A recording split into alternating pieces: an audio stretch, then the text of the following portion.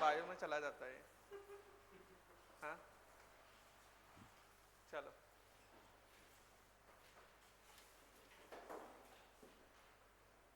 क्या बता दिया था लास्ट? बॉन्ड एंगल्स वगैरह आ गया होगा। हाँ क्वेश्चन बन गए।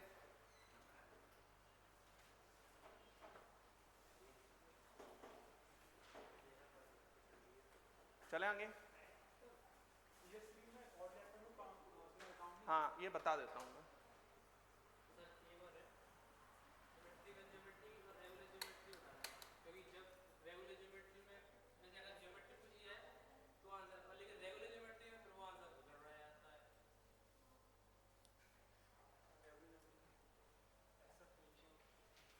कहाँ पे है वो क्वेश्चन है? XCO मॉलिकुलर ही बताओ।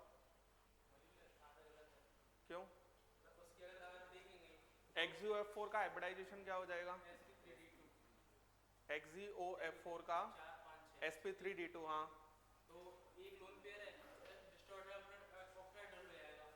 हाँ नहीं, डिस्टॉर्टेड ऑक्टाहेड्रल क्यों होगा?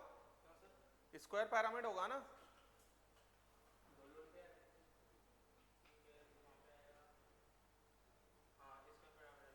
आंसर क्या दिया है? यही दिया होगा, यही दिया होगा, देख लो एक बार।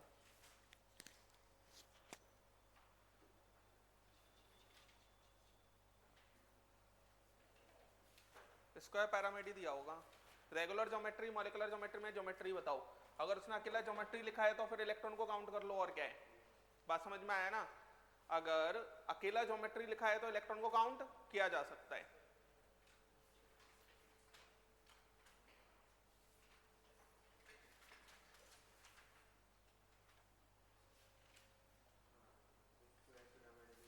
हाँ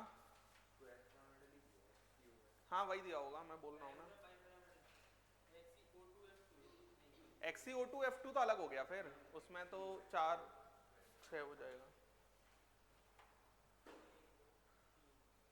अरे वही होगा, मतलब टेंशन। देखो इधर एक चीज समझ लो कि जैसे NO2 बताया था मैंने बच्चों कल, क्या बताया था? NO2। और अगर ये NO2 ये है और ये अगर ये है, क्लियर है ना? तो यहां पर ये एक इलेक्ट्रॉन है, ये हमारा NO2 है। अगर इस पर पॉजिटिव चार्ज क्रिएट होता है, इस पर पॉजिटिव चार्ज क्रिएट होता है, तो इस ऑड इलेक्ट्रॉन को हाइब्रिडाइजेशन में इंक्लूड कर लेंगे। ऑड इलेक्ट्रॉन को हाइब्रिडाइजेशन में इंक्लूड कर लेंगे। इंक्लूडेड इन हाइब्रिडाइजेशन, बोलो आया समझ? तो यहां पर 1 2 और ये 3, तो 3 हो जाएगा, तो हाइब्रिडाइजेशन sp2 हो जाएगा। समझ में आया? अब जैसे मान लो CH3 है, तो CH3 के अंदर ये होगा और ये हमारे पास अनपेयर्ड इलेक्ट्रॉन होगा, और इस कार्बन पर कौन सा चार्ज बनेगा? Negative charge. अगर इस कार्बन पे नेगेटिव चार्ज बन रहा होगा, सेंट्रल एटम पे नेगेटिव चार्ज बन रहा है जिस पे अनपेयर्ड इलेक्ट्रॉन है, तो does not include in hybridisation, does not include in hybridisation.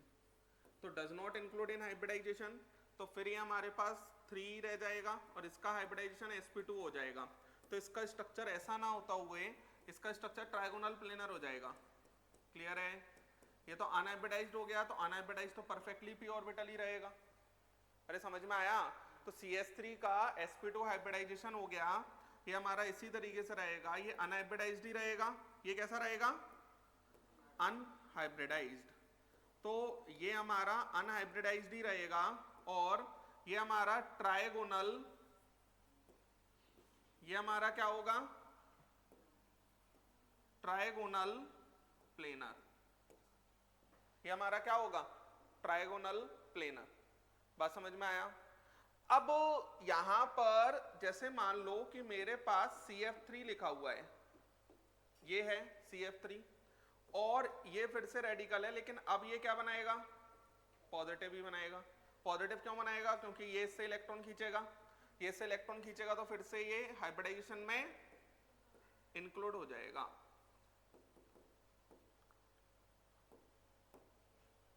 Included in hybridisation, तो ये हमारे पास 3 + 1 = 4, 4 का मतलब हाइब्रिडाइजेशन sp3 हो जाएगा। तो इसके स्ट्रक्चर का जो नाम होगा, नाम क्या हो जाएगा? Trigonal pyramidal. क्या नाम हो जाएगा? पायरामिडल। लिख लें। क्लियर है? समझ गए ना क्या कहा है मैंने? तो इस तरीके से करना है, जल्दी से लिखें।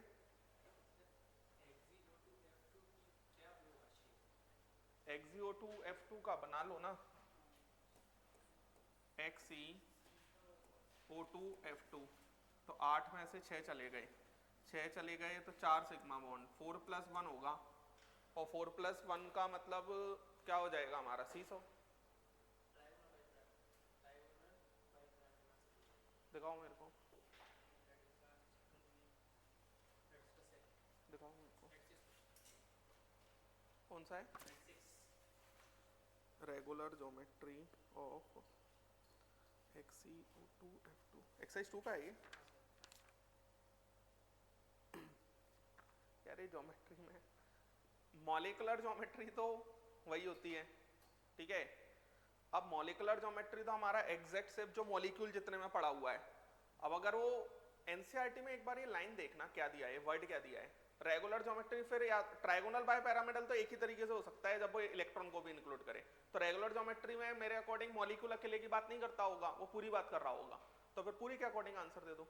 दो चीजें याद रख लो, फिर मॉलिक्यूलर ज्योमेट्री तो मॉलिक्यूल की ज्योमेट्री हो गई, और इसके अलावा कोई भी ज्योमेट्री अगर वो बोलता है आपको तो फिर हम वो लिख लेंगे। लेकिन कई बार दिक्कत ये है वो अकेले ज्योमेट्री बोलेगा, कई बार दिक्कत ये है वो वर्ड अकेला क्या बोलेगा? ज्योमेट्री बोलेगा। तो मेरे अकॉर्डिंग तो ज्योमेट्री मतलब मॉलिक्यूलर ज्योमेट्री आंसर देना, क्योंकि बहुत क्वेश्चन मिलेंगे ऐसे भी आपको। समझ में आ रहा है ना? जल्दी से लिख लें, आगे चलते हैं।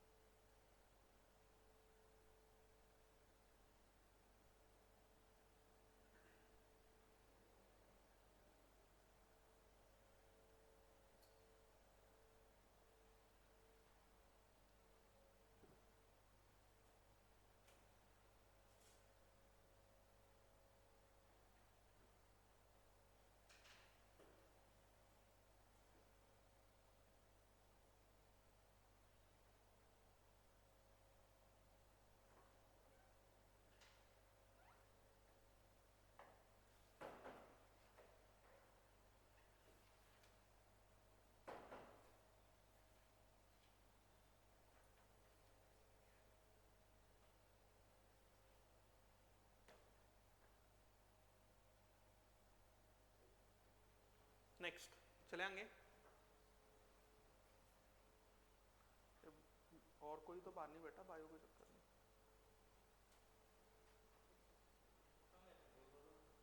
नहीं वो दोनों तो छोड़ो, और कोई तो बाहर नहीं बैठा,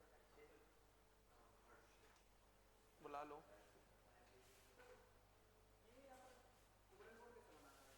कौन? नॉन मेटल और नॉन मेटल कौन सा बॉन्ड बनाएंगे? कहाँ बनाया? अरे भैया वो एरो इलेक्ट्रोनेगेटिविटी का, इलेक्ट्रॉन डिस्प्लेसमेंट का बनाया है। कोऑर्डिनेट बॉन्ड का एरो ऐसा होता है, कोऑर्डिनेट बॉन्ड का एरो ऐसा होगा। ये अगर मैं बीच में एरो बनाऊंगा इसका मतलब इलेक्ट्रॉन शिफ्ट का एरो बनाया है मैंने। समझ में आया? चलो आगे नेक्स्ट बात करते हैं।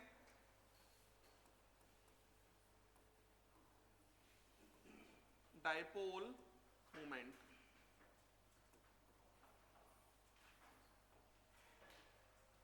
डाइपोल मोमेंट लिखें।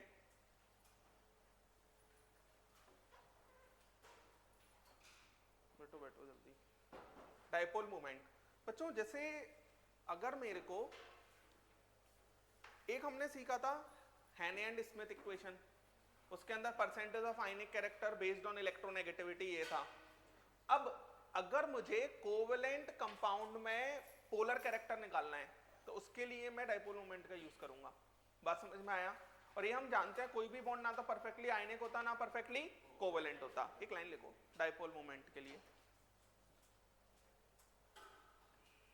no bond no bond no bond is perfectly ionic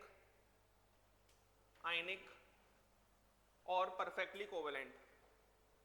No bond is perfectly ionic or perfectly covalent so dipole moment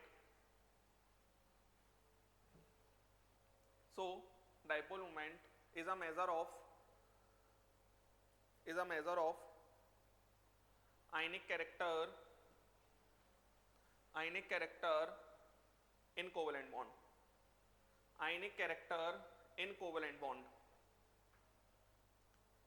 Measure of ionic character in covalent bond. आगे लिखो, dipole moment is a vector quantity.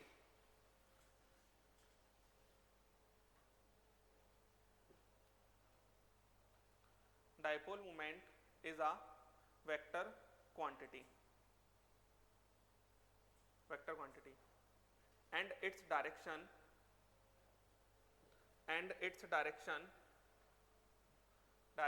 is towards more electronegative atom.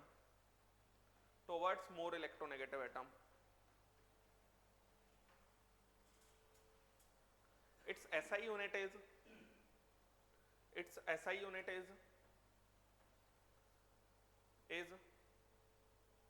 coulomb meter and common unit is क्या होती है? Common unit क्या होती है dipole moment की? Debye, DEB/E, debye. Common unit is debye. नहीं पता है तुमको? Common unit is डिबे.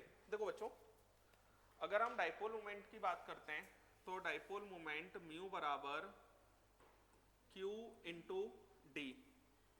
Dipole moment mu बराबर क्या होता है? Q into D. यहां पर जो Q होता है वो होता है charge of either of the two atoms. Dipole का मतलब दो पोल बने होंगे, एक पॉजिटिव पोल और एक नेगेटिव पोल. दोनों पे चार्ज सेम होता है.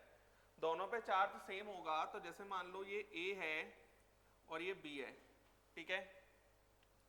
यहां पर इलेक्ट्रोनेगेटिविटी इसकी ज्यादा है तो डाइपोल का डायरेक्शन तो यही हो गया. एक्चुअल में डाइपोल मोमेंट का वही डायरेक्शन होता है जो इलेक्ट्रॉन फ्लो का डायरेक्शन होता है. समझे? जहां पर इलेक्ट्रॉन जाएगा वहीं पर डाइपोल मोमेंट का डायरेक्शन जाएगा. तो यहां पर ये डेल पॉजिटिव चार्ज आएगा और ये हमारा डेल नेगेटिव चार्ज आएगा. तो जितना भी ये चार्ज आया होगा इसको हम Q कहते हैं. प्लस Q और माइनस Q तो हम मैग्नीट्यूड रखते हैं ये. तो Q क्या हो गया हमारा? Q हो गया मैग्नीट्यूड ऑफ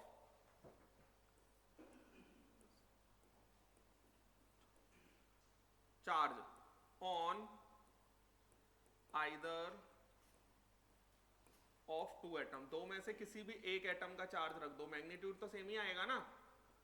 और D क्या है बच्चों? Distance between two charges. Distance between two charges. बात समझ में आ रही है? ये डिस्टेंस बिटवीन टू चार्जेस. तो Q is magnitude of charge on either of the atom और D क्या है? Distance between two charges. अब इसके अंदर ये A हो गया, ये B हो गया, ये डेल पॉजिटिव है, ये डेल नेगेटिव है, ठीक है. एक बात समझो, जैसे मान लो HCl है, ये HCl में ये हाइड्रोजन डेल पॉजिटिव हो गया, ये क्लोरीन डेल नेगेटिव हो गया, ये इस साइड चला जाएगा. बात समझ में आया? अब ये अगर इस साइड चला जाएगा तो इसके अंदर ये चार्ज कितना आया होगा ये निकालना है हमको. ये चार्ज कितना आया होगा ये निकालना है. कैसे निकलेगा?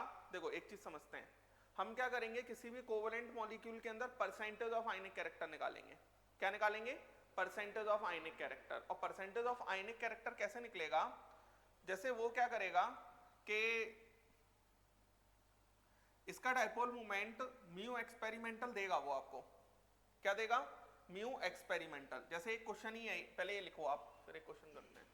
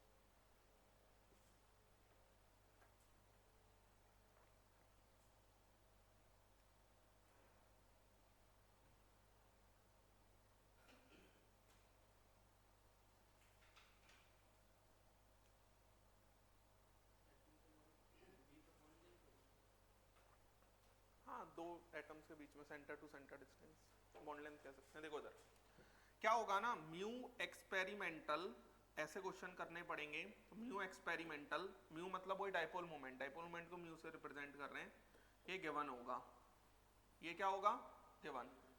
और यहाँ पर जो म्यू थ्योरेटिकल है, म्यू थ्योरेटिकल के अंदर हम क्या करेंगे, हम ऐसा मानेंगे, एज्यूम 100%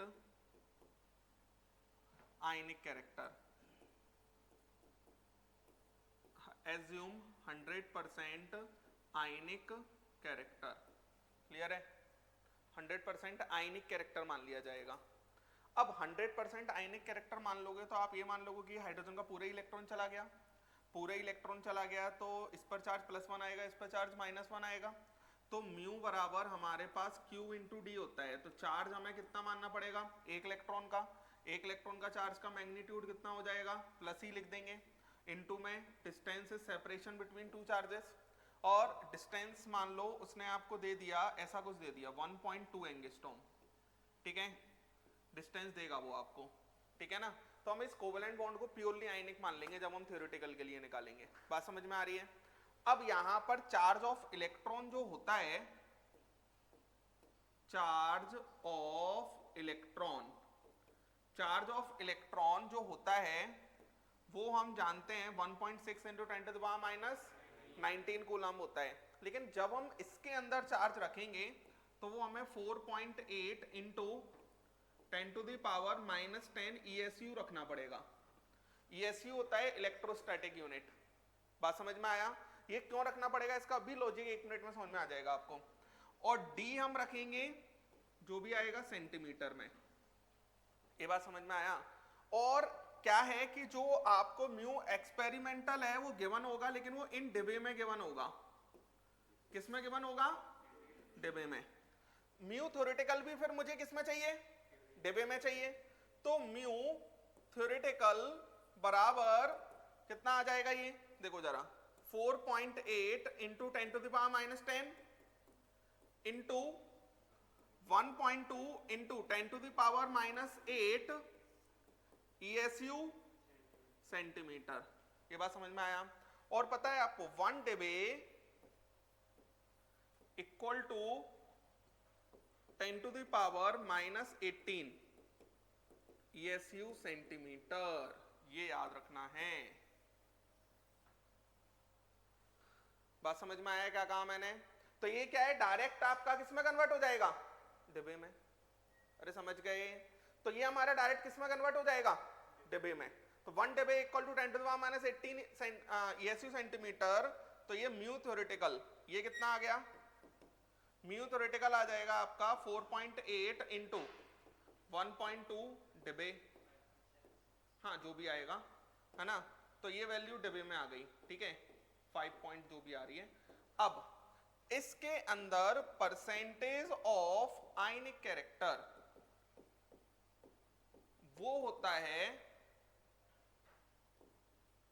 म्यू एक्सपेरिमेंटल अपॉन में म्यू थ्योरेटिकल इनटू 100। मान लो ये वैल्यू आती है आपकी 20%, तो 20% का मतलब पता है क्या है, 20% का मतलब होगा HCl में जो इलेक्ट्रॉन खिंचा होगा वो सिर्फ 20% खिंचा होगा, मतलब इस पर चार्ज प्लस का 0.2 आएगा और इस पर चार्ज माइनस का 0.2 आएगा। समझ में आया? मान लो 30%, 100 से ज्यादा आ ही नहीं सकता, 30% आता है तो प्लस का 0.3 माइनस का 0.3। बात समझ में आया क्या कहा मैंने? इस तरीके से हमें दिमाग में रखना ही है। समझ गए? ये जो चार्ज है इसको आप ESU में इसलिए ही लिखा है मैंने क्योंकि कन्वर्जन बहुत आसान हो जाएगा। बात समझ में आया? आप हमेशा कन्वर्जन करके जो डिस्टेंस का यूनिट है हमेशा सेंटीमीटर में रखो। ESU सेंटीमीटर इज डिबे, उसके अकॉर्डिंग सॉल्व कर दो। लिख लें।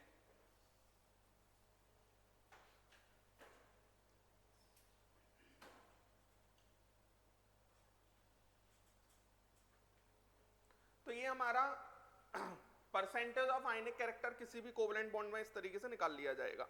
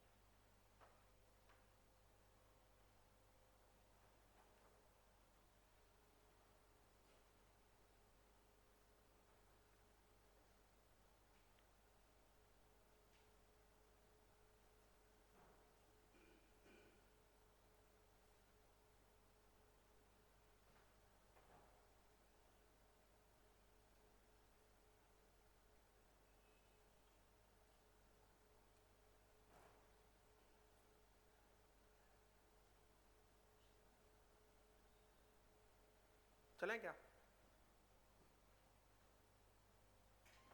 क्या हुआ?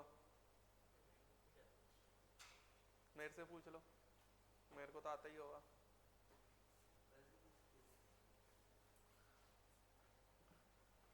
चलें। अब क्या है कि डायपोल मोमेंट को कंपेयर किया जाता है। तो डायपोल मोमेंट, ये तो एक टाइप का क्वेश्चन है, ये कभी पूछा जा सकता है आपसे, है ना, तो इसलिए मैंने आपको ये बता दिया। अब डायपोल मोमेंट को कंपैरिजन किया जाएगा, उससे पहले मैं एक बात सिखा देता हूं आपको कि जैसे मान लो किसी भी मॉलिक्यूल का डायपोल मोमेंट 0 आता है, किसी भी मॉलिक्यूल का डायपोल मोमेंट अगर 0 आएगा देन मॉलिक्यूल इज क्या हो जाएगा? Non polar. Then molecule is non polar. और dipole moment mu not equal to 0, then molecule is polar. अब एक बात समझ लो, किसी भी एक डिफरेंट एटम का डायपोल वेक्टर दूसरे डिफरेंट एटम के डायपोल वेक्टर को कैंसिल नहीं कर सकता। कोई भी एक लोन पेयर का डायपोल वेक्टर दूसरे किसी एटम के डायपोल वेक्टर को कैंसिल नहीं कर सकता। ये मैं क्या बताना चाह रहा हूं, सीखो जरा। जैसे मेरे पास BF3 है बच्चों, चलो उससे पहले ही मैं डायरेक्ट एक बात बताता हूं। हर रेगुलर ज्योमेट्री का डायपोल मोमेंट 0 होता है। रेगुलर ज्योमेट्री कौन सी होती है? रेगुलर ज्योमेट्री होती है जो कल सिखाई थी, अकॉर्डिंग टू परफेक्ट ज्योमेट्री, जो अकॉर्डिंग टू हाइब्रिडाइजेशन होती है, उनमें कोई डिस्टरबेंस नहीं होता, दैट इज रेगुलर ज्योमेट्री। बात समझ में आया? तो यहां पर जैसे BF3 लिखा मैंने, तो BF3 अगर मैंने लिखा तो ये आपको पता होना चाहिए कि BF3 में sp2 हाइब्रिडाइजेशन होता है। अगर sp2 हाइब्रिडाइजेशन होगा तो ये ऐसा कुछ होगा, तीन वेक्टर्स 120 डिग्री पे होंगे तो इनका डायपोल मोमेंट कितना आ जाएगा, 0 आ जाएगा। तो BF3, BCl3, BBr3, BI3 सबका डायपोल मोमेंट 0 होगा। इसी तरीके से अगर हम लिखते हैं CH4, तो CH4 अगर हमने लिखा तो CH4 के अंदर भी जैसे ये आ जाएगा, ये आ जाएगा, ये आ जाएगा, ये आ जाएगा, इन दोनों का यहाँ कहीं आएगा, इन दोनों का यहाँ कहीं आएगा, ये एग्जैक्ट एक दूसरे को कैंसिल करेंगे, डायपोल मोमेंट कितना आ जाएगा, 0। एग्जैक्ट कैलकुलेट भी नहीं करना, बात समझ में आ रहा है? इसी तरीके से अगर मैं CF4 ले लूं, अगर मैं CCl4 ले लूं, इन सभी का डायपोल मोमेंट 0 आएगा। अगर मैं XeO4 ले लूं, XeO4 भी सभी समझते होंगे, तो ये स्ट्रक्चर बनाना तो हमको आता ही है अब, तो ये डायपोल मोमेंट 0 आ जाएगा। बोलो कोई तकलीफ आ रही है? अब मान लो कोई भी रेगुलर ज्योमेट्री ले लो आप, PCl5 लिया मैंने, तो PCl5 के अंदर ये आपका PCl5 हो गया, तो PCl5 तीन वेक्टर्स 120 डिग्री पर हैं और दो वेक्टर्स 180 डिग्री पर ऊपर नीचे होंगे। तो तीन वेक्टर्स, एक ये ऐसा होता है ना ट्रायगोनल प्लेनर, तीनों एक दूसरे को कैंसिल करेंगे, ये दोनों एक दूसरे को कैंसिल करेंगे, तो डायपोल मोमेंट 0 आएगा। हर रेगुलर ज्योमेट्री का डायपोल मोमेंट। SF6 की अगर हम बात करेंगे तो SF6 का डायपोल मोमेंट क्या आएगा, 0 आएगा। तो SF6 का डायपोल मोमेंट क्या आएगा, 0 आएगा। क्लियर है? SF6 कैसा होता है, अरे बोलो, स्क्वायर वाई पैरामिडल। IF7 भी रेगुलर ज्योमेट्री होगी, डायपोल मोमेंट 0 आएगा। बात समझ में आ रही है? अगर मेरे पास लिखा हुआ होगा IF7 के बाद ये कौन लिख रहा था मैं, SF6 हो गया, हाँ XeF4 लिख लो। XeF4 भी रेगुलर ज्योमेट्री में ही आ जाए, क्योंकि लोन पेयर्स का तो इफेक्ट लगता ही नहीं है XeF4 में, कल ही सीखा था हमने ये बात। तो अरे क्या हुआ मेरे को बताओ ना, अरे बोलो, मैं सारी परेशानियां दूर कर देता हूँ। हाँ कौन, हाँ तो प्लेनर नहीं बोला मैंने ये बोला है ये ट्रायगोनल प्लेनर होगा, ये ट्रायगोनल प्लेनर होगा, तीन वेक्टर्स 120 डिग्री पर, नेट डायपोल मोमेंट 0 और इन दोनों का 0। अच्छा तुम उससे कंफ्यूज हो रहे हो, मैं रेगुलर ज्योमेट्री का मतलब अकॉर्डिंग टू हाइब्रिडाइजेशन वाली ज्योमेट्री, डायपोल मोमेंट में ऐसा समझ लो, मतलब हाइब्रिडाइजेशन के अकॉर्डिंग सब कुछ आ जाए, लोन पेयर वगैरह आने से डिस्टर्बेंस ना हो उसके अंदर, एक जैसी ज्योमेट्री ऐसा कह सकते हैं। हाँ मतलब जैसा हम स्ट्रक्चर के अकॉर्डिंग बनाते वैसा ही आ जाए, कोई डिफरेंस ना आए। ये बात समझ में आया? उसको कर लो आप, ठीक है? तो वो रेगुलर नॉन रेगुलर से कंफ्यूज हो रहे होगे, sp3d और sp3d3 ना। हाँ लेकिन अगर वो अकॉर्डिंग टू हाइब्रिडाइजेशन सब कुछ एक जैसा बना, कुछ डिस्टर्बेंस नहीं हुआ, तो डायपोल मोमेंट 0 ही होगा। ये बात समझ में आया? और कहाँ डायपोल मोमेंट 0 होगा, जैसे XeF4 है, तो XeF4 में भी लोन पेयर का इफेक्ट कैसा हो जाता है, 0। लोन पेयर का इफेक्ट 0 हो जाएगा तो डायपोल मोमेंट कैसा आ जाएगा, 0। क्लियर है? और हर सिमेट्रिकल स्ट्रक्चर का डायपोल मोमेंट 0 आता है। जैसे कि मेरे पास C2Cl6 लिखा है, अगर मेरे पास C2Cl6 लिखा होगा तो C2Cl6 ऐसा होगा, C2Cl6 ऐसा होगा, तो यहां पर सिमेट्रिकल स्ट्रक्चर है, 20 से काट दो, दोनों एक जैसे कटेंगे, हर सिमेट्रिकल स्ट्रक्चर का डायपोल मोमेंट 0 आएगा। बात आ रही है आपको समझ, क्या कहा जा रहा है? लिखें ये पहले, कैसा? तुम कुछ मत सीखो, इतना सा सीखो जो मैं बोल रहा हूँ कि अगर हम अकॉर्डिंग टू हाइब्रिडाइजेशन बनाएंगे कोई डिस्टर्बेंस नहीं आएगा, तो वो ज्योमेट्री का डायपोल मोमेंट 0 ही आना है। अब एक ही टाइप के एटम जुड़े हुए हैं, अगर अलग अलग टाइप के एटम है तो हो सकता है डायपोल मोमेंट 0 ना, एक ही टाइप का एटम जुड़ा है, अकॉर्डिंग टू हाइब्रिडाइजेशन बनाना डायपोल मोमेंट 0 आएगा। हर सिमेट्रिकल स्ट्रक्चर का डायपोल मोमेंट 0 का मतलब ये है, जैसे ये स्ट्रक्चर है, इसको 20 से काट दो, दो इक्वल हिस्सों में कटेगा ना, एक के साथ CCl3 चला गया, एक के साथ CCl3 चला गया, दैट इज सिमेट्रिकल स्ट्रक्चर, ये बोला है।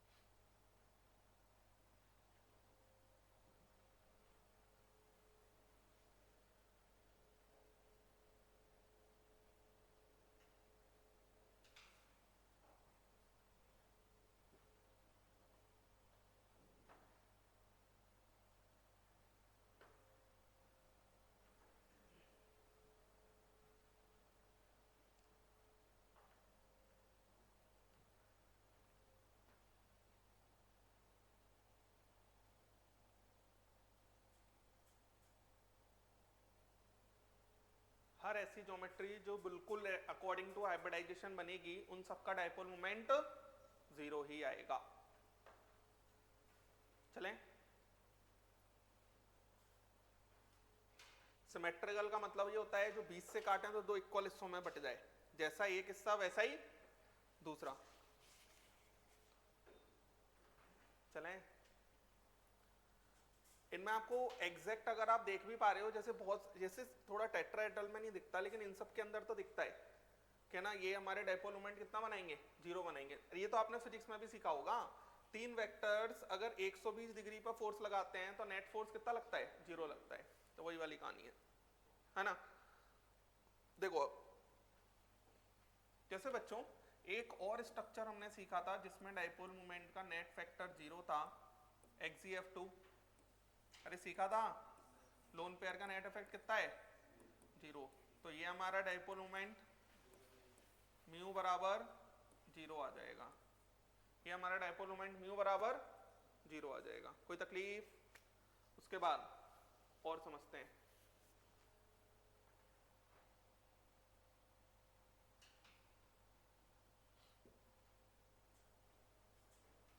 अब जैसे ऐसा नहीं है कि हर मॉलिक्यूल का डायपोल मोमेंट 0 ही होता है। जैसे मान लो मेरे पास आया ClF3, तो ClF3 का स्ट्रक्चर कैसा होता है, क्या स्ट्रक्चर का नाम है इसके, बैंड टी शेप। इतना देर लगनी नहीं चाहिए। इसका अगर हम देखते हैं तो ये डायपोल मोमेंट 0 नहीं होने वाला। एक बॉन्ड का वेक्टर, ठीक है, पहली बात तो यही 0 नहीं होंगे क्योंकि ऐसे नहीं रहते, ये ऐसे रहते हैं। बात समझ में आया? तो यही 0 नहीं आने वाले, एक दूसरे को कैंसिल नहीं करेंगे ना, आगे पीछे नहीं आ रहे हैं। और ये इधर आया है, और ये डायपोल लोन पेयर का डायपोल वेक्टर भी ऐसा होता है, ये एक दूसरे, कभी भी लोन पेयर का वेक्टर किसी बॉन्ड पेयर वेक्टर को कैंसिल नहीं कर सकता, ये बोलना चाह रहा हूं मैं। दो डिफरेंट एटम्स के भी डायपोल वेक्टर कैंसिल नहीं होंगे, और लोन पेयर का वेक्टर कभी भी बॉन्ड पेयर के वेक्टर को कैंसिल नहीं कर सकता। बात समझ में आया? तो इसका जो डायपोल मोमेंट है म्यू नॉट इक्वल टू 0। आ पा रहा है आपको समझ पा रहे हैं क्या कह रहा हूं मैं? जैसे मान लो मेरे पास SF4 लिखा हुआ होता, तो SF4 के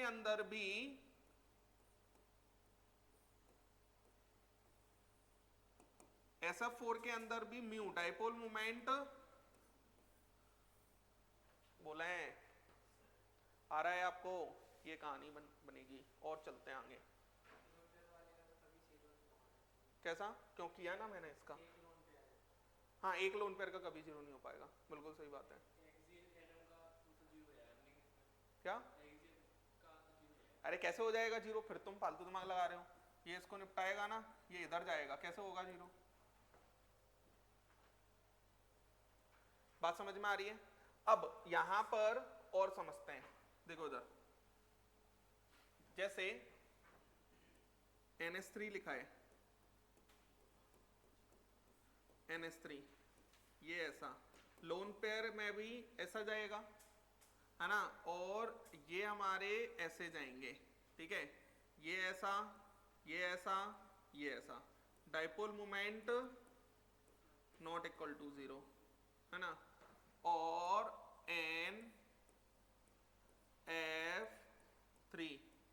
NF3 का भी ये हमारा ऐसा जाएगा, ये ऐसा जाएगा, ये ऐसा जाएगा, ये ऐसा जाएगा, ये ऊपर गया, ये नीचे गया। यहाँ पर भी डायपोल मोमेंट म्यू तो 0 नहीं होगा, लेकिन हाँ NH3 और NF3 में NH3 का डायपोल मोमेंट ज्यादा होता है, क्योंकि यहाँ पर डायपोल मोमेंट का पूरा एक ही डायरेक्शन है और यहाँ पर अपोजिट डायरेक्शन है। लोन पेयर ऊपर की साइड, फ्लोरीन के कारण नीचे की साइड। समझ में आया? सेम इसी तरीके से अगर हम बात करते हैं H2O से, तो H2O का डायपोल मोमेंट आपको अपने आप दिख रहा होगा, 0 नहीं होगा। आ पा रहा है आपको? कोई तकलीफ है आपको? लिख लें।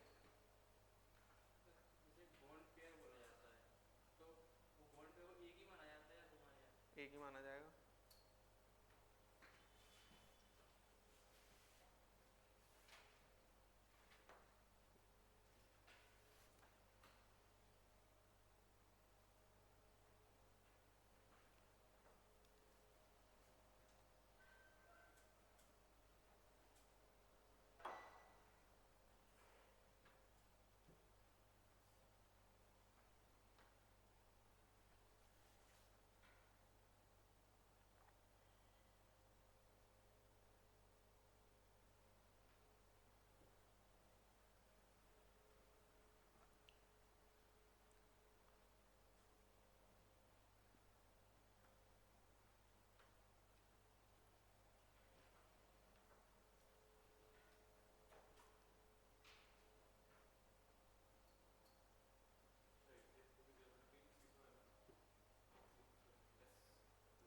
SF4 की तो सीसो ही होगी।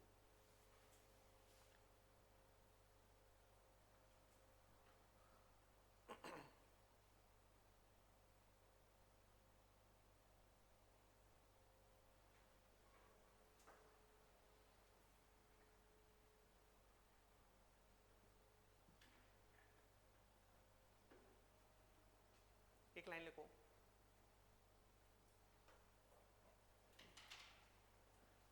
स्टार लगा के लिखना, lone pair and double bond, lone pair and double bond occupy that position of geometry occupy that position of geometry which has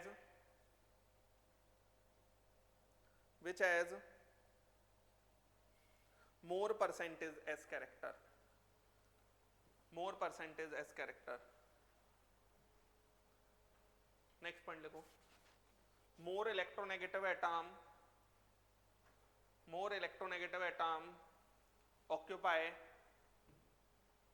occupy that position of geometry, occupy that position of geometry which has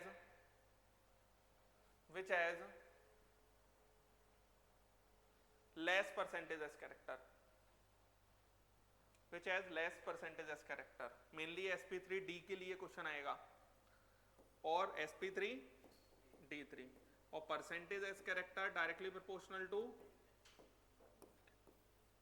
ठीक है। अब मेरी बातों को बहुत अच्छे से समझें यहाँ,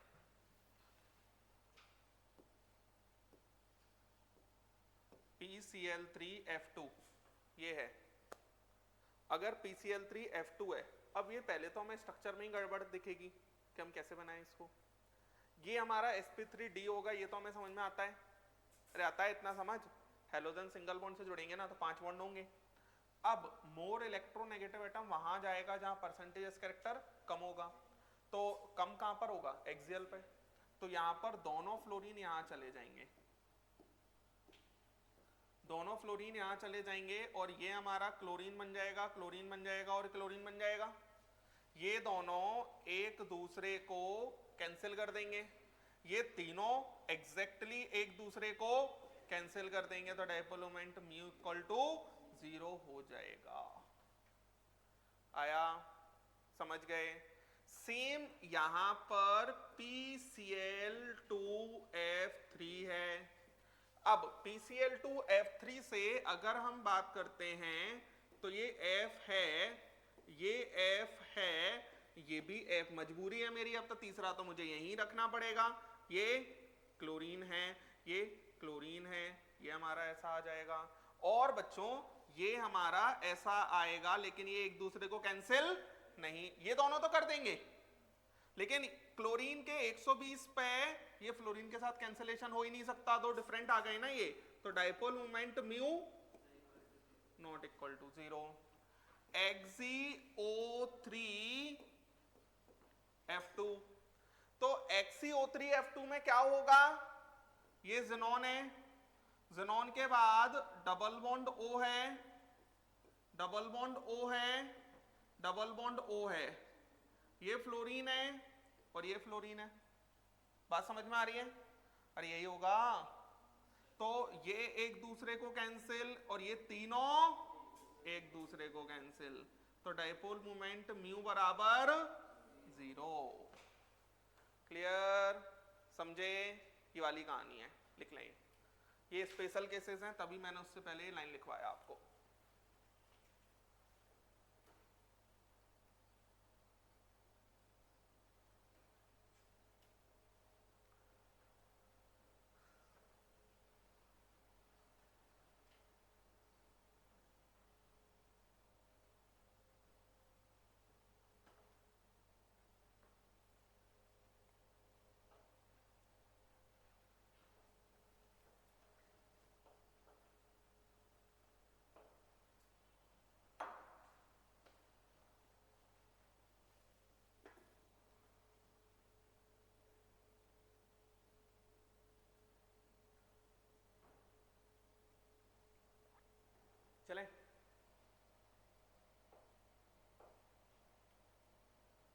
बस ये पढ़ लें आप, ये पढ़ने के अलावा फिर डाइपोल मोमेंट आपको पूछा ही नहीं जाएगा।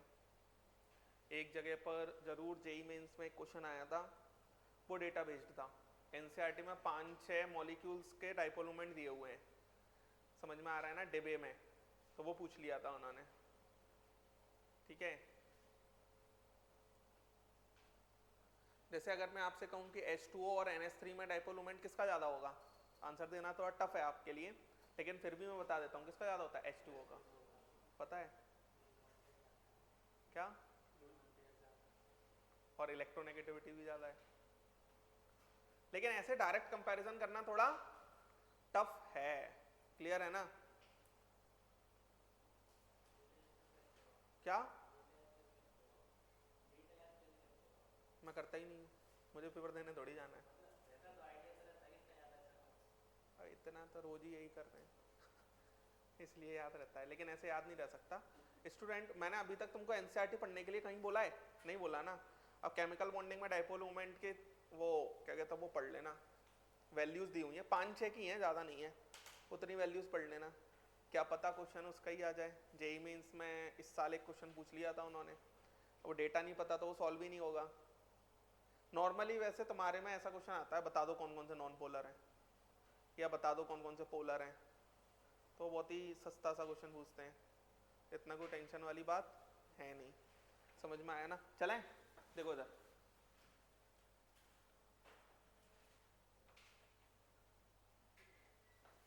देखो अब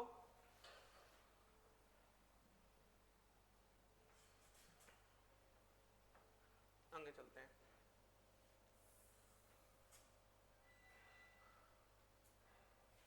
तो ये सारे डाइपोल मोमेंट कहाँ जीरो होंगे, कहाँ जीरो नहीं होंगे, ये सारी कहानियां तो हम सीख चुके हैं, ठीक है ना। अब नॉर्मली तो बता ही देंगे, CO2 है, CO2 का जीरो ही होगा, समझ में आया ना। तो ये सारे मॉलिक्यूल्स अब आप बता ही देंगे कि किनका जीरो होगा, किनका जीरो नहीं होगा। ये NH3 भी बड़ा फेमस क्वेश्चन है, ये बहुत पूछा जाता है ना, वो अपोजिट है और वो सेम साइड है, क्लियर है। एक बात और समझ लो,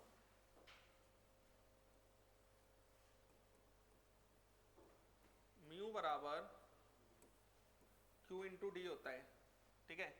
कार्बन और हाइड्रोजन के बीच में जनरली क्या होता है कि बहुत ज्यादा इलेक्ट्रोनेगेटिविटी का डिफरेंस है नहीं, है ना, तो वो 2.1 है, 2.5 के करीब है, तो बहुत ज्यादा इलेक्ट्रोनेगेटिविटी का डिफरेंस नहीं है। एक चीज समझ लो यहाँ कि जनरली क्या होता है, charge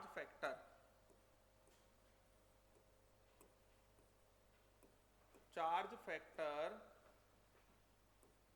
dominates, charge factor dominates over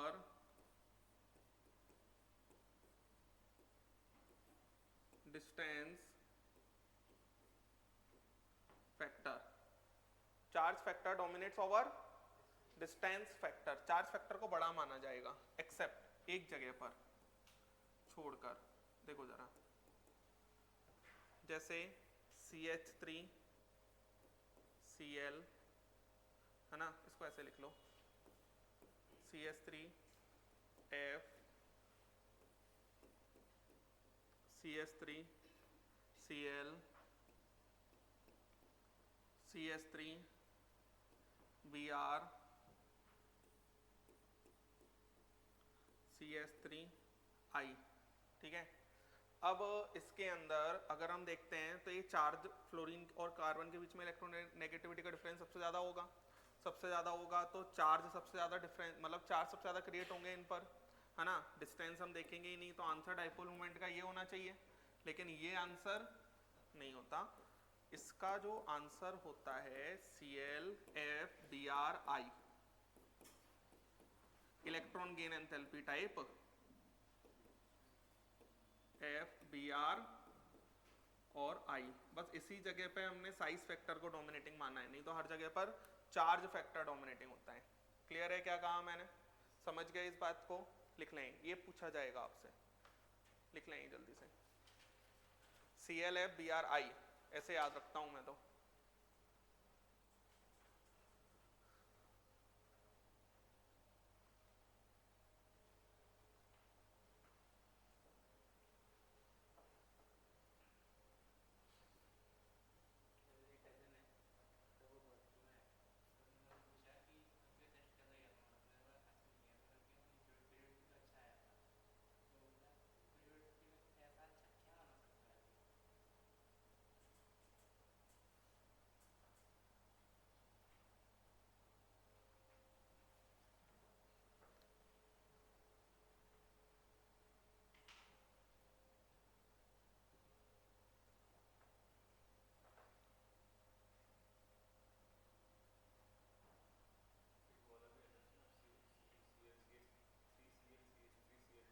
अगला वही आएगा।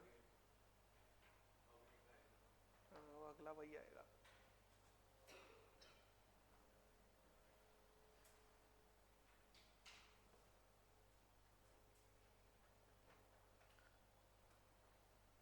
अगर आपको नींद में भी पढ़ाऊंगा ना तब भी मेरा सीक्वेंस वही रहेगा पढ़ाने का, है ना। सीक्वेंस तो सेम ही रहना चाहिए वैसे भी।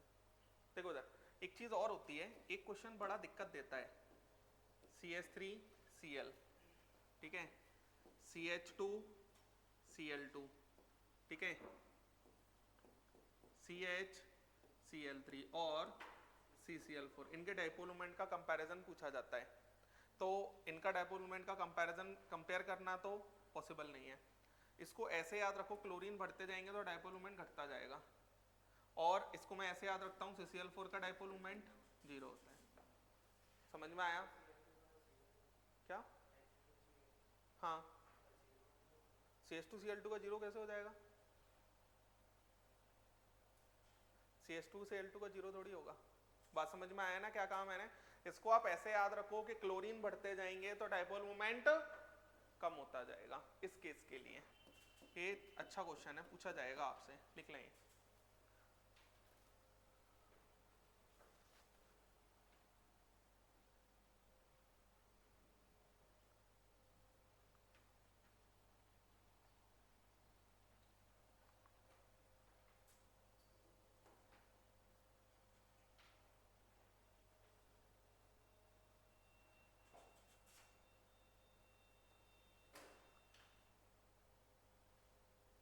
चले आएंगे।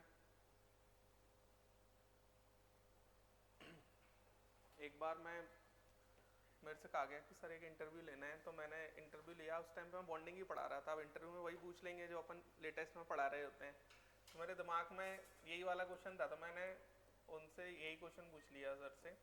मैंने कहा सर इसमें बॉन्ड एंगल का कंपैरिजन बता दो कि BF3 और BCl3 में बॉन्ड एंगल का कंपैरिजन क्या होगा, बहुत दिक्कत है। उन्होंने कहा सर Cl3 वाले का ज़्यादा होगा उसमें रिपल्शन लगेगा, ये लगेगा, वो लगेगा। तो मैंने कहा सर बस ठीक है, समझ गया मैं। और ये तो बहुत मतलब अच्छा ही क्वेश्चन है ये। आप अगर जैसे नॉर्मली दिमाग लगाएंगे तो हमारे फील तो यही आता है कि क्लोरीन वाले का ज़्यादा होना चाहिए, क्योंकि उसमें रिपल्शन ज़्यादा होगा, क्लोरीन बड़ा है तो, है ना। तो इसलिए इस टाइप बहुत, जैसे आप कहते हो ना सर इसमें ये दिमाग लगा लेते हैं, सर इसमें वो दिमाग लगा लेते हैं, मैं दिमाग लगाता ही नहीं हूँ, है ना। मेरे को तो जितनी चीज़ें, जैसे अगर मान लो बुक में 15, मैं बुक तो कभी पढ़ा ही नहीं, बुक की नॉलेज से तो मैं कभी पढ़ाता ही नहीं हूँ। जितनी भी चीज़ें, जैसे मैं हर चैप्टर में या हर टॉपिक में एक कंसेप्ट सीखता हूँ, उसी से सारे क्वेश्चन करूँगा, सारे, कैसा भी क्वेश्चन आ जाए उसी से करूँगा। ठीक है, 100 में से 99 बन जाएंगे, एक नहीं बनेगा। ये तो मैं कहते नहीं हूँ मैं 100% परफेक्ट हूँ, क्या ज़रूरत है ये कहने की। समझ में आता है ना। आजकल वो चलता है ना कि ये गॉड लेवल और ये सब फर्जी चीज़ें हैं। समझ में आया। एक क्वेश्चन ढंग का आ जाए ना तो सबकी हवा निकल जाती है। एक क्वेश्चन आया था ना आपके फिजिक्स में, वो सरफेस टेंशन वाला, वो ऐसा कोई डायग्राम बना के आया था ऐसा नीट के अंदर, वो अच्छों ने 10-20 लोगों ने मिलके सॉल्व किया है। समझ में आया। तो कोई भी अगर ये कहता है कि मतलब मेरे अलावा तो कोई है नहीं, तो एक से एक पढ़े हुए हैं, है ना, तो वाला चीज़ है। लेकिन आप बहुत लिमिटेड सीखेंगे ना तो आपका बहुत फ़ायदा होगा, खासकर फिजिक्स केमिस्ट्री में। बायो का नहीं, बायो में तो चलो थ्योरी है, लेकिन फिजिक्स केमिस्ट्री में आप जितना लिमिटेड सीखेंगे उतना अच्छा है। जितना आपके पास ज़्यादा कंसेप्ट होंगे ना कि हम ये भी कर लेते हैं वो भी कर लेते हैं, उतना नुकसान होता है फिजिक्स केमिस्ट्री के अंदर। तो आप करके देख लो 2 टेस्टों में, आपको पता चल जाएगा, है ना। और क्वेश्चंस भी मैं तो ये कहता हूँ कि आपने जैसे मान लो कुछ भी लगाया, एक्सरसाइज लगाया, एक्सरसाइज में एक्सरसाइज 2 लगा लिया, उसी को 1-2 बार अगर आप रिपीट कर लोगे तो आपका फ़ायदा हो जाएगा। ये भी एक बात है, उसी को आप रिपीट कर लो तो आपका फ़ायदा हो जाएगा।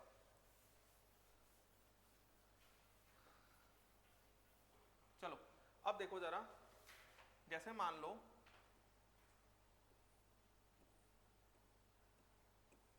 ये लिखा हुआ है, ठीक है, यहाँ पर कोई भी ग्रुप है, यहाँ है या यहाँ है, ग्रुप के बगल वाली पोजीशन ऑर्थो, उसके बगल वाली पोजीशन मेटा, और उसके बगल वाली पोजीशन पैरा।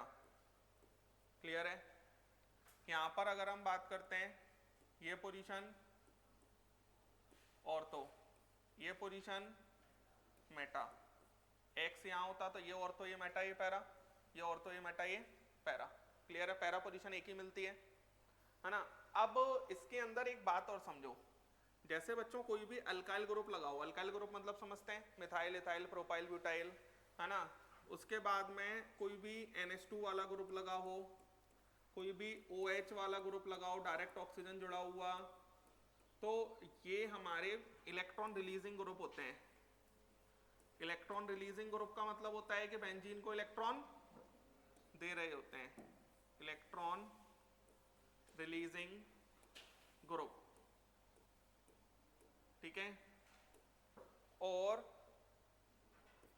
NO2 है इलेक्ट्रॉन खींचने वाला, NO2 हो गया। उसके बाद साइनाइड हो गया, यही दो पूछे जाएंगे एक्सेट्रा। ये क्या है? Electron withdrawing group, electron withdrawing group. Clear? Electron withdrawing group, ये कहानी बन जाएगी। ठीक है?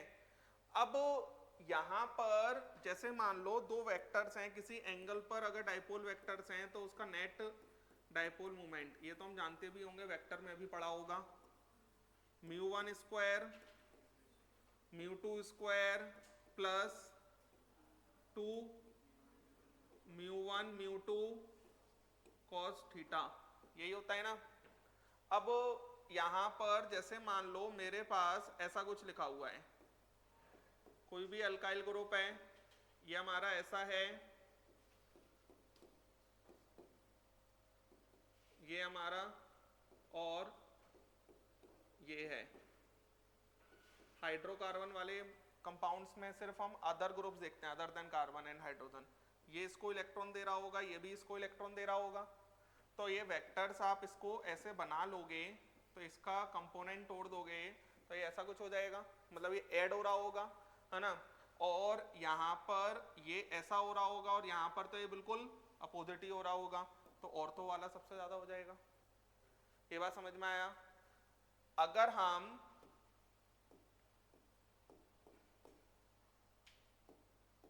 ये लगा दें NO2 NO2,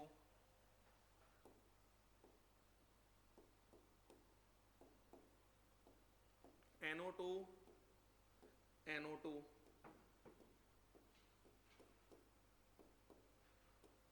NO2 NO2, तो ये इलेक्ट्रॉन खींचेगा, यही सिखाया है मैंने, ये इलेक्ट्रॉन खींचेगा और ये इलेक्ट्रॉन खींचेगा।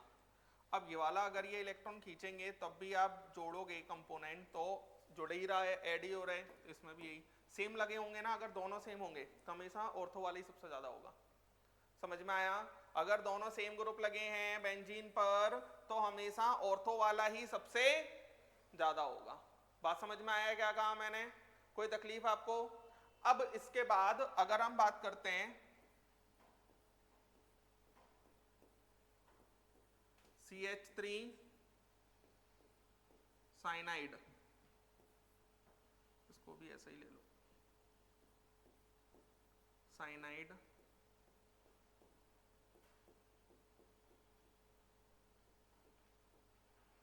साइनाइड,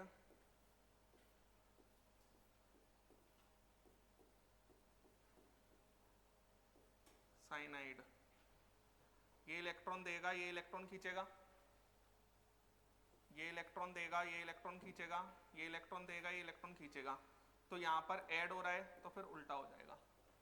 एक इलेक्ट्रॉन देने वाला एक इलेक्ट्रॉन खींचने वाला अगर ऐड हो जाएगा तो फिर पैरा सबसे ज्यादा हो जाएगा। दोनों सेम होंगे तो ऑर्थो सबसे ज्यादा होगा। क्लियर है? लिख लेंगे।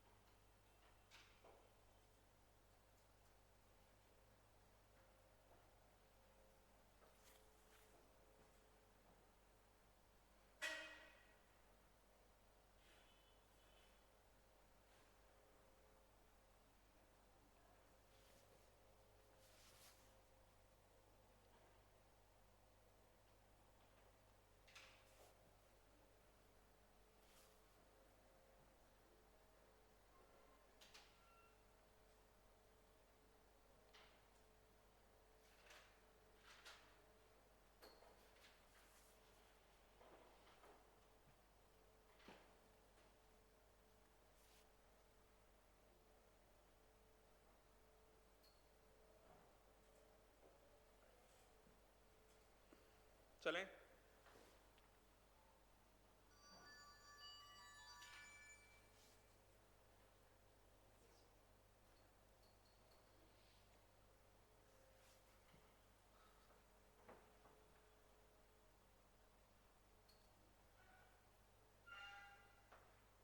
लिख लिया? हटा दूं?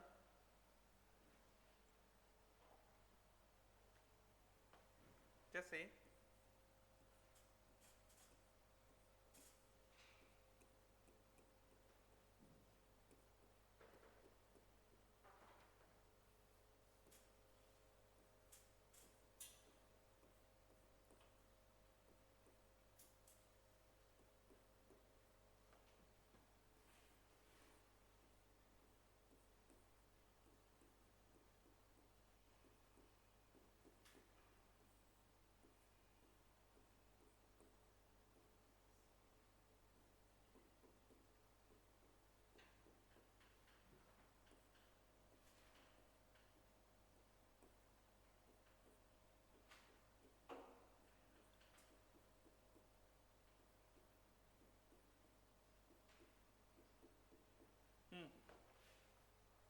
ये है, ठीक है।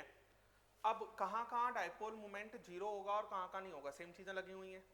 तो अगर जैसे ये कार्बन है, इस कार्बन से अगर एक ही टाइप की चीज जुड़ी हुई हो, जैसे इसमें तीनों के तीनों हाइड्रोजन ही जुड़े हुए हैं और इसमें भी तीनों के तीनों हाइड्रोजन ही जुड़े हुए हैं, तो ये डाइपोल मोमेंट जीरो हो जाएगा। इसमें भी एक ही टाइप की चीज जुड़ी हुई है, C ट्रिपल बॉन्ड N और C ट्रिपल बॉन्ड N, तो ये भी डाइपोल मोमेंट जीरो हो जाएगा। इसके अंदर अगर हम बात करते हैं, ये हमारा OH है और ये हमारा OH है, इसके अंदर दो टाइप की चीज जुड़ी हैं ऑक्सीजन से, एक लोन पेयर और एक हाइड्रोजन, एक लोन पेयर और एक हाइड्रोजन। दो टाइप की चीजें अगर जुड़ी हुई होंगी तो डाइपोल मोमेंट जीरो नहीं होगा। समझ में आया क्या कहा मैंने? सेम इसमें भी डाइपोल मोमेंट जीरो नहीं होगा। और ये भी अगर हम बात करते हैं तो इसके अंदर इस कार्बन से डबल बॉन्ड और ये OH जोड़ा है, तो ये भी डाइपोल मोमेंट जीरो नहीं होगा। समझ में आया? ये क्वेश्चन पूछा जाएगा। दोनों सेम चीजें हैं, लेकिन फिर भी जो एटम जोड़ा है उससे अगर दो टाइप की चीजें आ गई, लोन पेयर भी अलग माना जाएगा।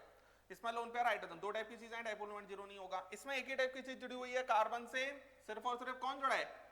नाइट्रोजन। बेंजीन से जो जोड़ा है उससे कोई लेना देना है नहीं, लिख लें। अरे एक ही नहीं बताऊं, वही पूछते हो तुम यार, थोड़ा तो अपना दिमाग लगाया करो।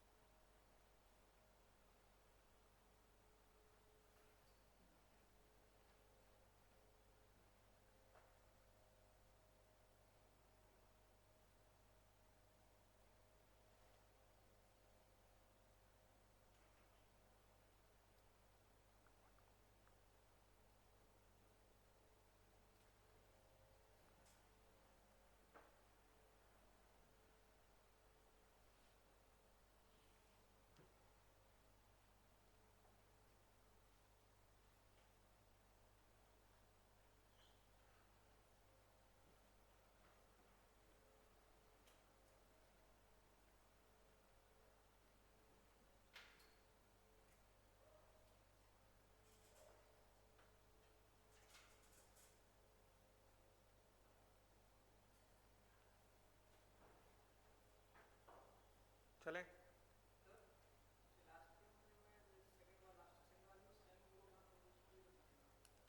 इसके साथ लोन पेयर भी तो होगा, लोन पेयर भी मैंने बोला ना अलग से ही मानना पड़ेगा।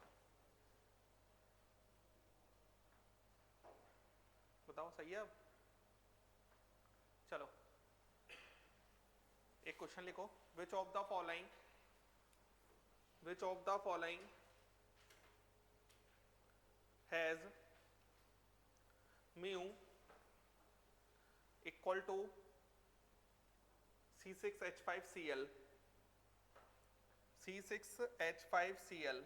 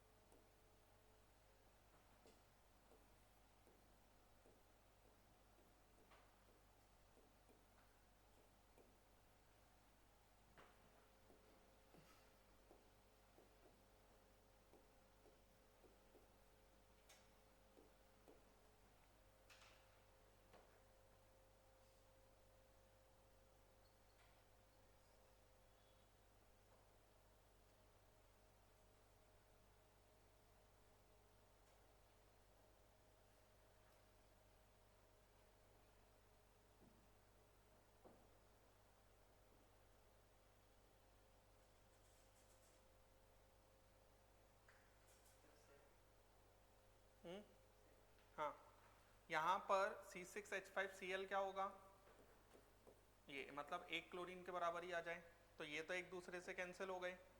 यहाँ पर ये ऐसा दो वेक्टर्स 120 डिग्री पे C6H5Cl, और ये तो नहीं होगा है ना, और ये दो वेक्टर्स 120 डिग्री पे, तो नेट एक वेक्टर के बराबर आ जाएगा, और हाँ ये भी हो जाएगा, सही है। एक मिनट, क्वेश्चन यही था ना, एक सेकंड रुकना।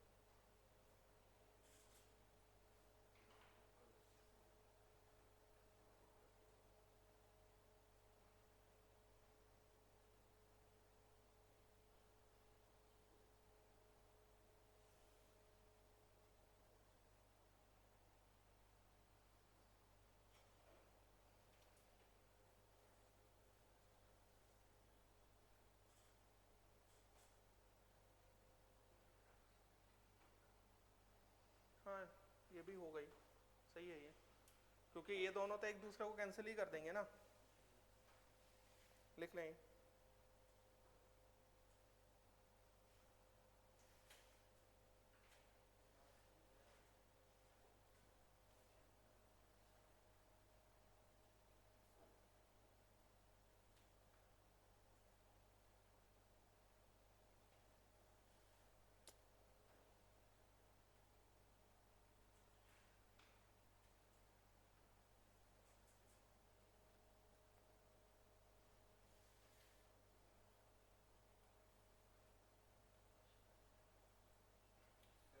हाँ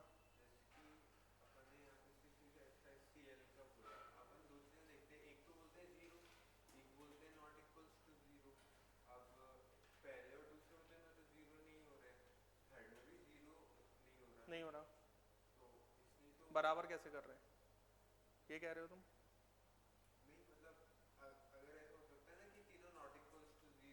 हाँ नहीं नहीं नहीं नहीं नहीं नहीं नहीं, अरे वो तो सिंपल सा क्वेश्चन है, इसके बराबर तो एक क्लोरीन के बराबर, तो ये दो वेक्टर्स 120 डिग्री पे आएंगे तो नेट एक के बराबर ही आता है ना, वो तो वाला लॉजिक पर है वो तो। चले आगे।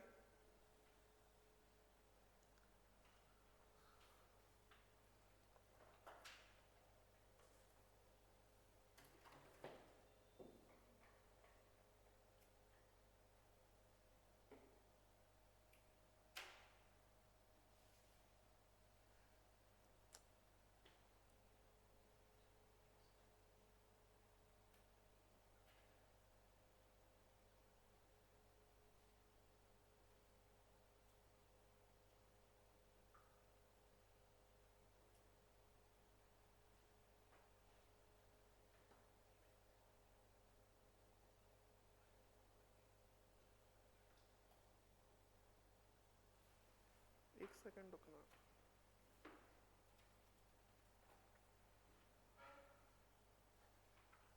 चलें, समझ गए ये बात? तो ये कहानी है, इस टाइप के क्वेश्चन अब आप कर सकते हो। नेक्स्ट टॉपिक पढ़ लेते हैं।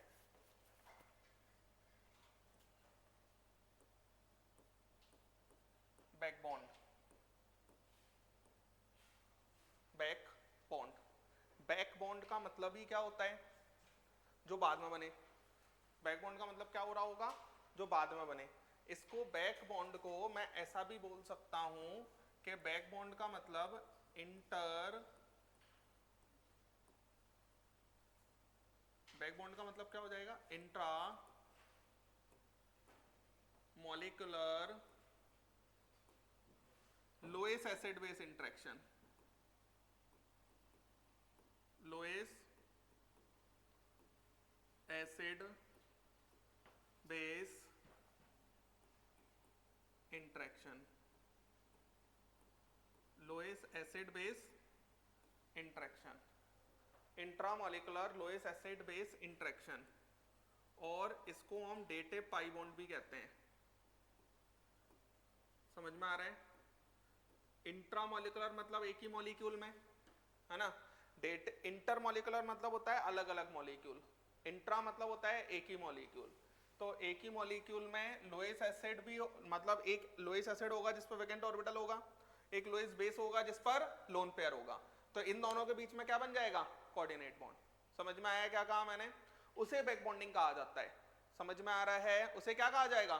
Back bonding. इंट्रा मतलब एक ही मॉलिक्यूल में। ये लिखो, फिर एक लाइन लिखना।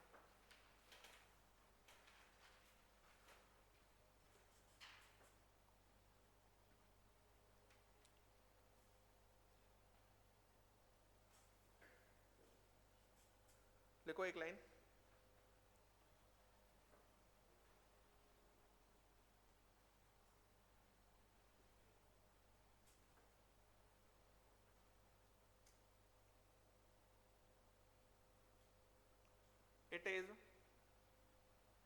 It is weaker pi bond. It is weaker pi bond which is formed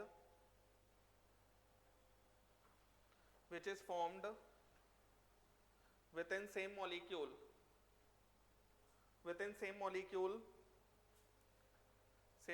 by unequal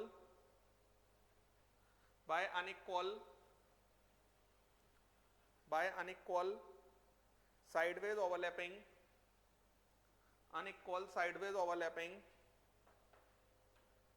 of atomic orbitals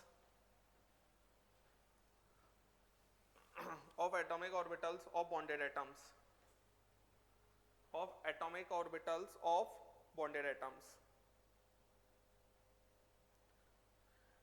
It is also represented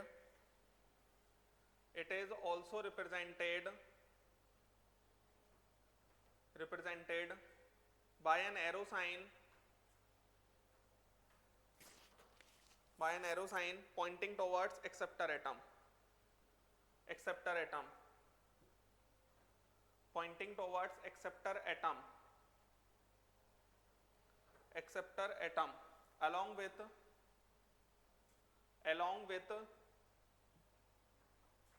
other covalent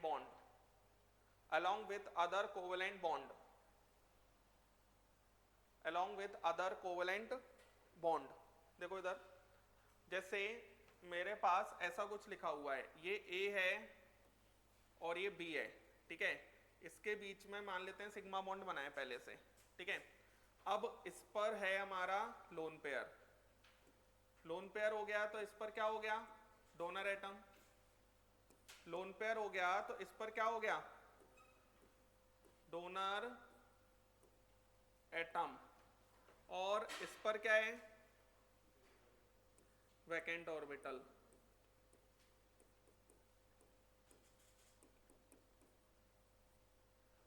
ठीक है, ये क्या हो गया? Acceptor atom, that is Lewis acid, और ये loess base. तो यहां पर एक नया कोऑर्डिनेट बॉन्ड बनेगा, इस कोऑर्डिनेट बॉन्ड को ही बैक बॉन्ड कहा जाता है, एक ही मॉलिक्यूल में बन रहा है इसलिए इसे इंट्रामॉलिक्यूलर भी कहा जाएगा। और यहां पर अगर हम बात करते हैं, इसको हम ऐसे भी शो कर सकते हैं, ये A, ये B और ये +1 और ये -1 लिख लें।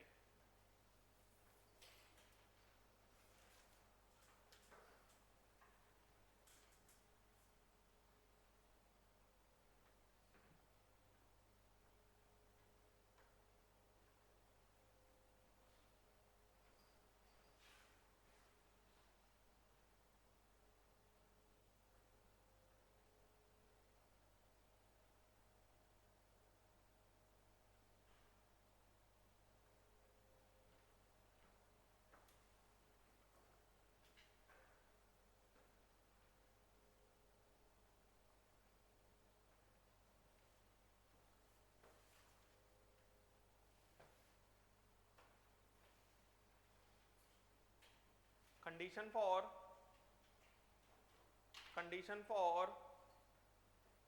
effective back bond, condition for effective back bond, effective back bond, first point लिखो, within molecule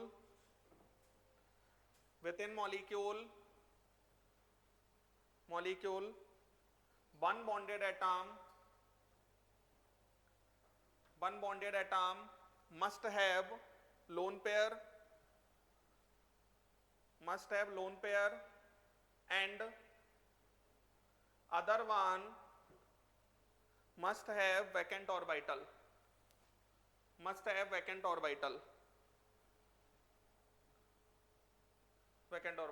next लिखो, one bonded atom should be second period element,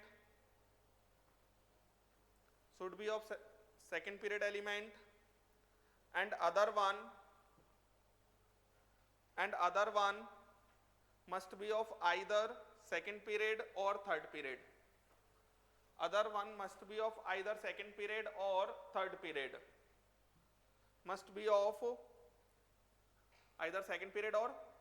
period, बच्चों मेरी एक बात को समझो, बैक बॉन्डिंग हम तब देखेंगे जब इलेक्ट्रॉन देने वाला सेकंड पीरियड का एलिमेंट होना चाहिए, मेन लोन पेयर कंटेनिंग कौन होना चाहिए, सेकंड पीरियड का, और वैकेंट ऑर्बिटल किसका होना चाहिए, या तो सेकंड पीरियड का या फिर थर्ड पीरियड में सिलिकॉन।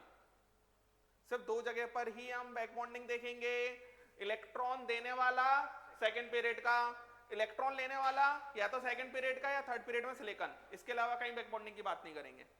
बैक बॉन्डिंग हो भी रही होगी तब भी उसका कोई मेजर इंपैक्ट नहीं पड़ेगा। समझ में आया क्या कहा मैंने? नेक्स्ट लिखो, effect of back bond.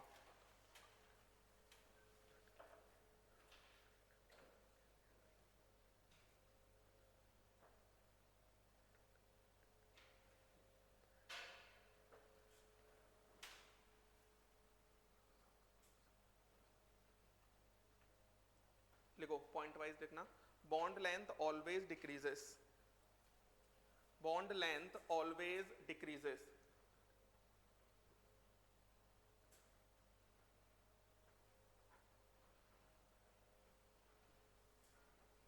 Always decreases, क्योंकि बॉन्ड ऑर्डर बढ़ता जाता है तो बॉन्ड लेंथ घटती जाती है। More the bond order less will be the bond length, है ना? लिख लो साइड में लिख लो, more the bond order less will be the bond length.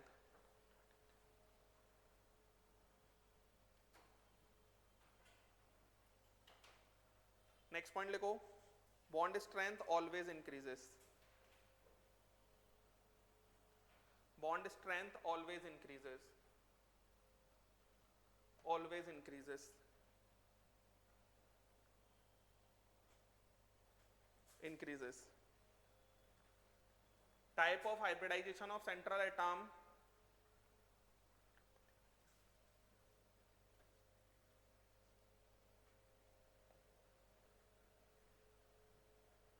type of hybridization of central atom may change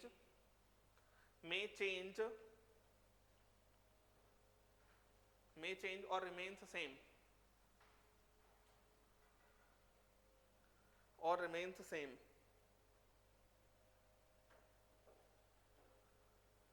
Last point, bond angle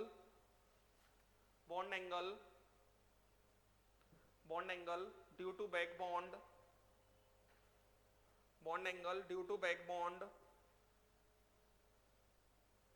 may change or remains same, may change or remains same. बात समझ में आ रही है? तो ये हमारा back bonding के cases हैं, इनके केसेस की बात हम नेक्स्ट टर्न पे करेंगे। बात समझ में आया ना? तो ये अभी तो मैं बैक बॉन्डिंग स्टार्ट ही किया हूँ। बैक बॉन्डिंग कुल मिला के होगी एक ही मॉलिक्यूल के अंदर। बात समझ में आया? जैसे ऑर्गेनिक में भी आपने एक नाम सुना होगा, lone pair positive charge conjugation, उसको बैक बॉन्डिंग कहा जाता है। तो बैक बॉन्डिंग यही तो है। क्या होता है उसके अंदर भी? जैसे ये लोन पेयर होता है, ये कार्बन पे पॉजिटिव चार्ज होता है, तो ये लोन पेयर है, ये वैकेंट ऑर्बिटल है, इनके अंदर बॉन्डिंग हो जाती है। बात समझ में आया ना? That is back bonding. इसको भी बैक बॉन्डिंग ही कहा जाता है। बैक बॉन्डिंग हमेशा इंट्रामोलिकुलर ही होगी। बात समझ में आया ना? दूसरा मतलब पहले से बॉन्ड बन रखा होगा, नया पाई बॉन्ड बनना, that is back bonding. Clear है? समझ में आया क्या कहा? ठीक है, लाओ मुझे मॉड्यूल देना।